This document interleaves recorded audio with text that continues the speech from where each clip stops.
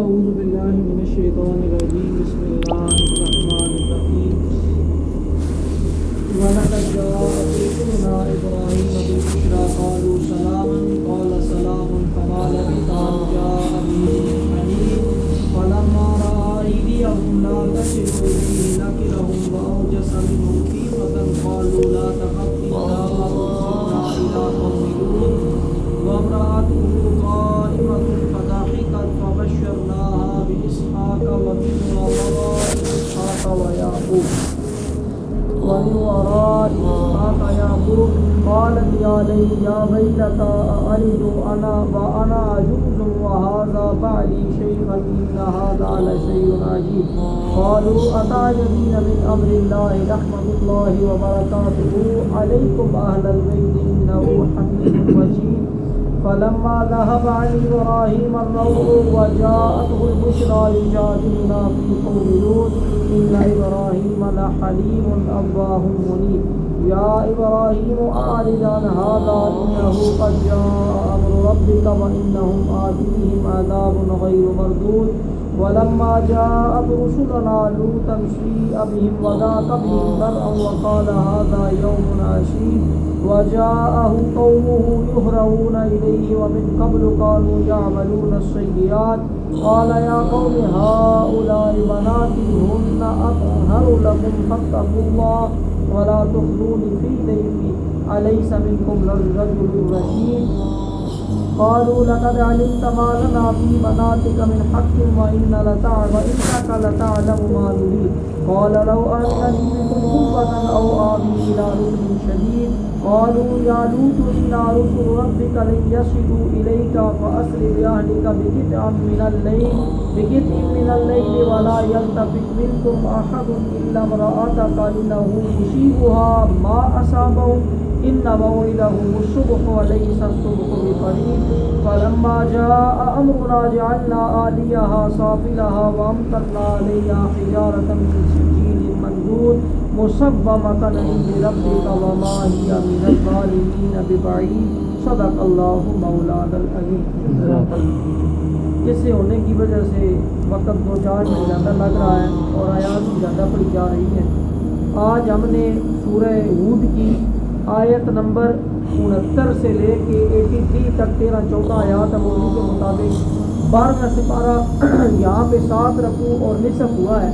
اور یہ جو آج کا قصہ ہے یہ حضرت ابراہیم علیہ السلام سے شروع ہو کے حضرت لوط علیہ السلام کی جو قوم تھی اس کے بارے میں ہے. تو اللہ تبارک و تعالیٰ اکبر بیان کرنے کی عمل کرنے کی توفیق عطا فرمائے.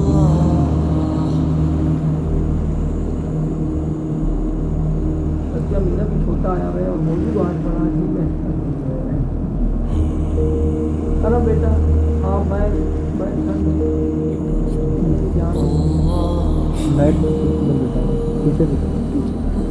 قرآن ہی ہے. اللہ خیر کرے. یہ جو قوم لوط ہے ان کا ذکر کیسے اللہ نے شروع کیا؟ بے شک ہمارے فرشتے ابراہیم کے پاس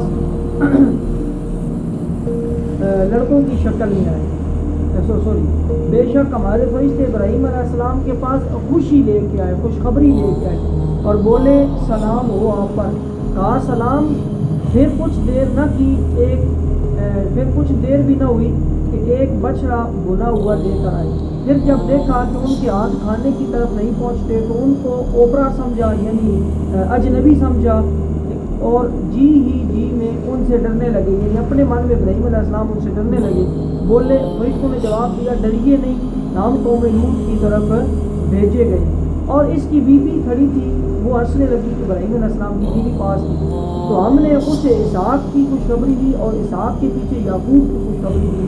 بولی ہائے خرابی, کیا میرا بچہ ہوگا اور میں بوڑھی ہوں اور یہ ہے میرے شوہر بوڑھے؟ بے شک یہ تو بڑی عجیب بات ہے. فرشتے بولے کیا اللہ کے کام کو عجیب کرتی ہو, اچنبا سمجھتی ہو؟ اللہ کی رحمت اور اس کی برکتیں تم پر اور اس کے گھر والوں پر. بے شک وہی سب خوبیوں والا اور عزت والا ہے. پھر جب ابراہیم کا خوف زائل ہوا اور اسے خوشخبری ملی ہم سے قوم لوط کے بارے میں جھگڑنے لگا. بے شک ابراہیم تحمل والا, بہت آئیں بھرنے والا, رجوع کرنے والا ہے. یہ کچھ اس کا پہلا حصہ ہے. میں وقت زیادہ لگ گیا تھا، بس مختصر حضرت ابراہیم علیہ السلام کے پاس فرشتے آئے. ابراہیم علیہ السلام اپنے گھر میں موجود ہیں.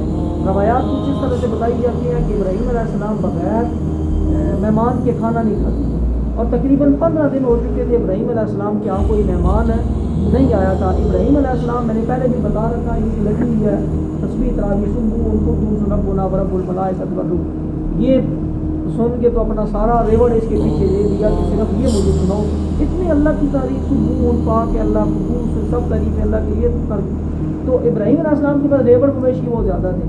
جو ہی آپ کے پاس وہ مہمان آئے شکر کیا، میں 15 دن سے بھوکا کو مہمان نہیں آ رہا.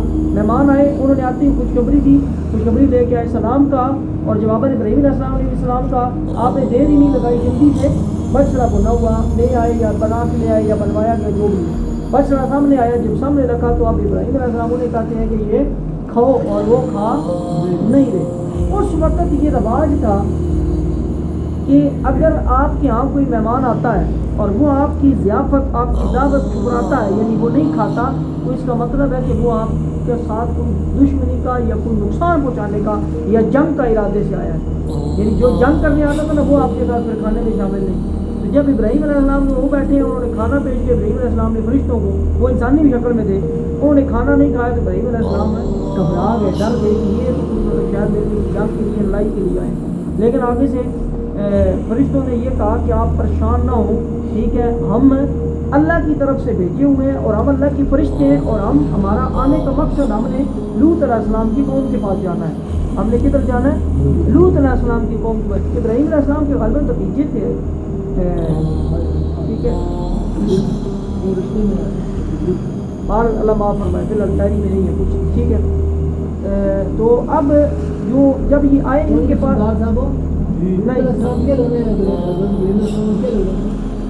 نہیں ابھی جاری نہیں ہے میرے کوئی اور شاید ان کا رشتہ ہو.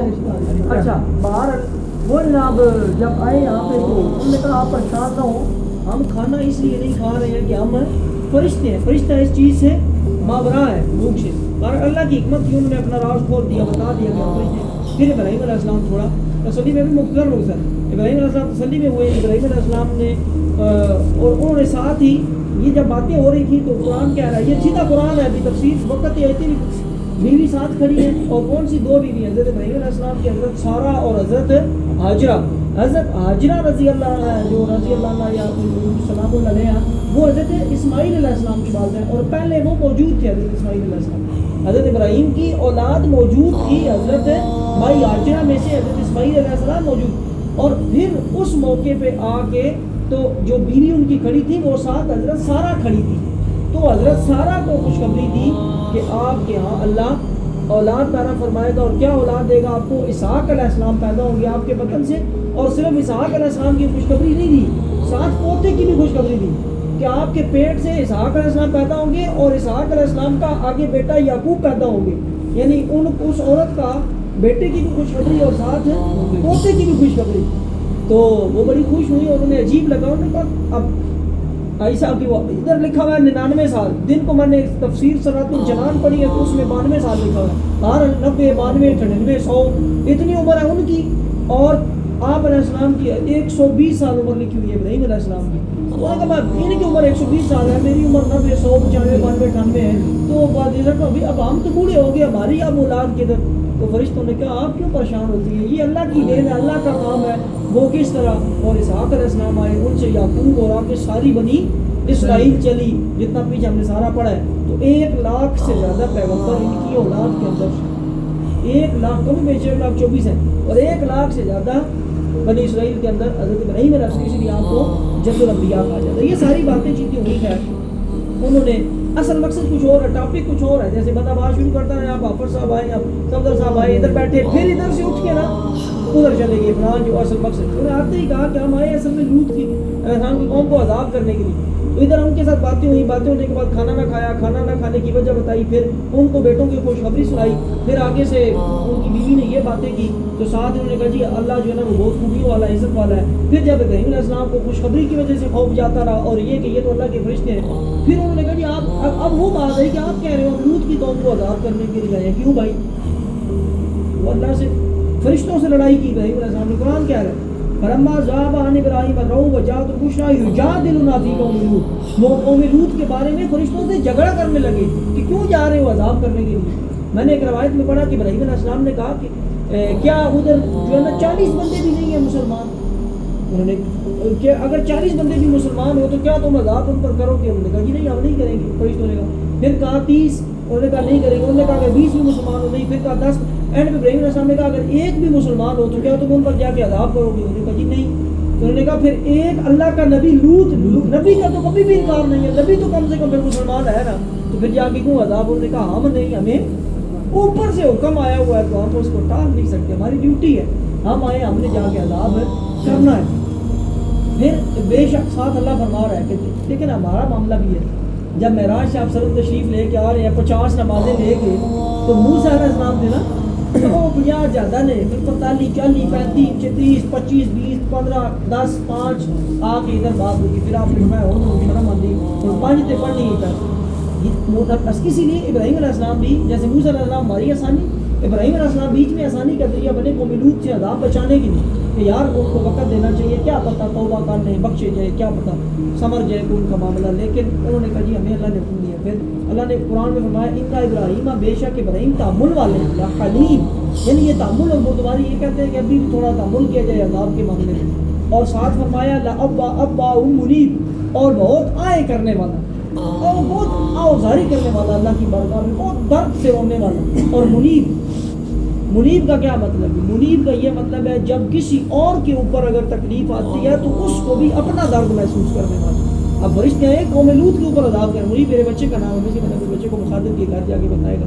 تو منیب ہے جب وہ کسی اور کے اوپر اگر تکلیف آئے نا تو وہ جو اس کی تکلیف کو بھی اپنی تکلیف سمجھے. تو ابراہیم علیہ السلام نے ان کی تکلیف کو اپنی تکلیف سمجھا، بھائی ان پہ عذاب نہیں آنا چاہیے. باہر ابراہیم جواب ان کی ابراہیم اس خیال میں نہ پڑ بھئی یہ جو اب عذاب ہے نا یہ آنا ہے، بے شک تیرے رب کا حکم آ چکا ہے اور بے شک ان پر عذاب آنے والا ہے، وہ عذاب نہیں پھیرا جائے گا. اور جب لوط علیہ السلام کے پاس ہمارے فرشتے آئے، اب سارا معاملہ ہے گول کروں گا، وقت ان کی بھی قلت اور بچے بھی معصوم بیٹھے ہیں، سارا آپ احباب کو علم ہے، کوئی بھی ایسا بندہ نہیں ہے. ان کا جو برا فعل تھا ٹھیک ہے اس کو تو بات نہیں کریں گے ٹھیک ہے، تو وہ بہت برا اور بہت گندا اور بہت کبھی گناہ تھا جس وجہ سے یہ جو فرشتے آئے نا ابراہیم علیہ السلام، یہ فرشتے یہاں سے اٹھ کے لوط علیہ السلام کے پاس، اور صحیح حسین جمیل لڑکوں کی صورت ہے. ہم نے اس سے پہلے نوح علیہ السلام کی بیوی کا پڑھا 2 رکوع پہلے کہ ان کی بیوی کو بھی دبو دیا گیا. انہوں نے کہا جی وہ بیوی اور بیٹا وہ ماننے والوں میں سے نہیں تھی، اور دوسری بیوی کس لیے؟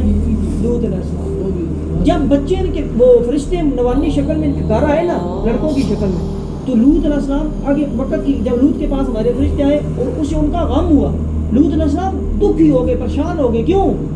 کہ بھی یہ خوبصورت لڑکے ہیں اور وہ ٹھیک ہے جی، اس وجہ سے وہ پریشان ہو گئے. ان کے سبب دل تنگ ہوا اور بولا یہ بڑا سختی، میرے اوپر بڑی کوئی سختی کا دن آ گیا، یہ خوبصورت بچے ادھر قوم کا معاملہ یہ ٹھیک ہے جی. اور اس کے پاس اس کی قوم کی قوم دوڑتی ہوئی آئی. ان کی جو بیوی تھی نا اس نے وہ اندر سے خبریں دیتی تھی، تبھی اس کو اللہ نے کافروں کے ساتھ اس نے جا کے اپنی قوم کو بتا دیا بھئی ایسے 2 لڑکے خوبصورت آئے ہیں جو تم نے زندگی میں نہیں کبھی دیکھے ہوں گے. وہ تو جناب بھاگتے آئے کیونکہ ان کی تو مطلب معاملہ یہی تھا، دوڑتے آئے. قرآن کہتا ہے اس کے پاس اس کی قوم دوڑتی ہوئی آئی اور انہیں آگے ہی سے برے کاموں کی عادت پڑی ہوئی تھی.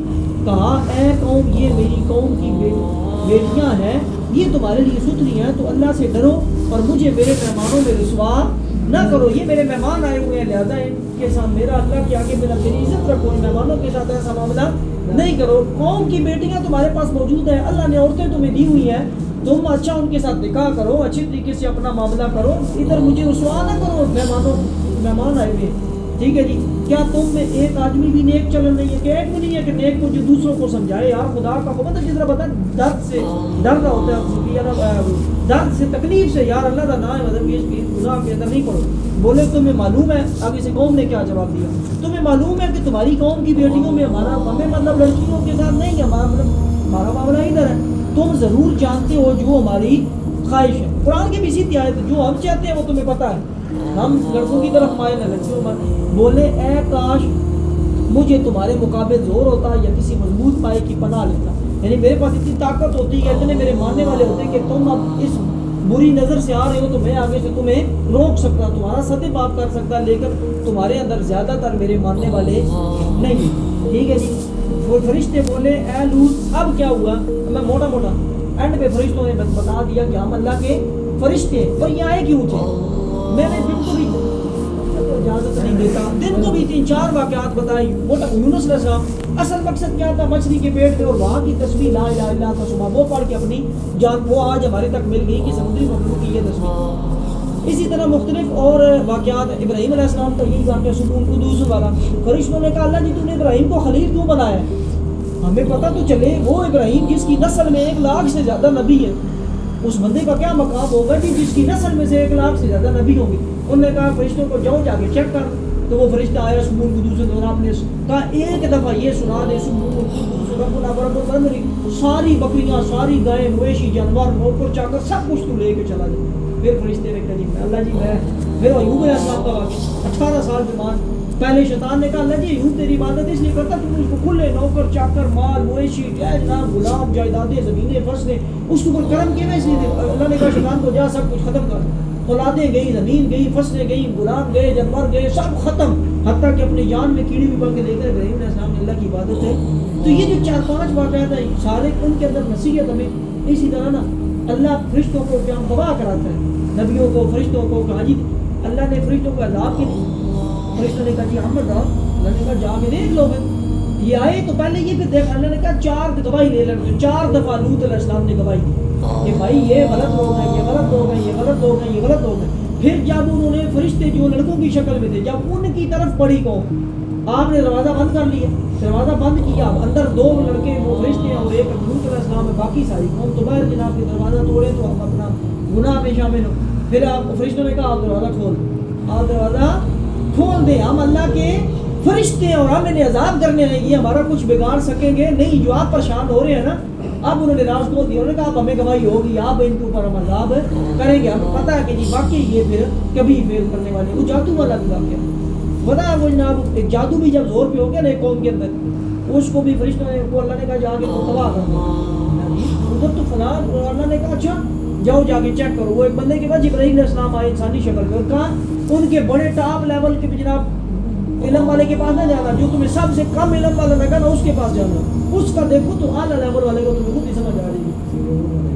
वो एक रेवड़ के अंदर एक मवेशी आम जंगल में, उसे कहा चेक करो जी तुम्हें बड़ा हिसाब किताब। हाँ जी, उसने हिसाब लगाया, पूछा दसो जिब्राइल कितने, उन्होंने कहा जिब्राइल जिथे आसमान पे जिब्राइल की जगह है वहाँ पे जिब्राइल नहीं है। मवेशी हिसाब ला के दस रहे जमीन पे बैठ के उस कौम का। अब एक दफ़ा दे ले जिब्राइल अलैहिस्सलाम, उसने कहा अगली दसो जिब्राइल उधर अपनी जगह पे नहीं है तो है किधर। वो फिर हिसाब किताब लाया, अपना जो तंत्र मंत्र पढ़ के उसने कहा जिब्राइल अलैहिस्सलाम ज़मीन पे आए हैं।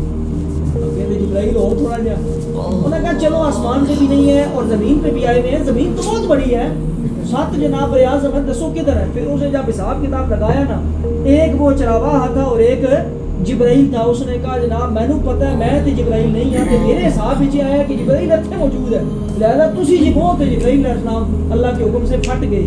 यानी अल्लाह ने फरमाया इसलिए मैंने कहा है कि इनको अजाब करो, ये अब मेरे राजों के अंदर मुदाखलत करने में, जिनको इतना ज़मीन पे बैठ के उनके आम चरावाहे को ये पता है कि जिब्राइल आसमान पे नहीं है, जिब्राइल ज़मीन पे है, और जिब्राइल ये है जो मेरे सामने बैठा हुआ है, इतना जादू में ये आगे चले गए। ये अब ऊपर हुजूर मुल्क में आता है कि जब ये आसमान की तरफ आते हैं हम आगे से इनको आग मारते हैं, क्योंकि ये हमारे राज सुनने के लिए आते हैं। तो ये जो जादू तंत्र मंत्र है ये उससे ऊपर के राज मालूम करते हैं। अल्लाह ने कहा इस कौम को तबाह कर दो जादू।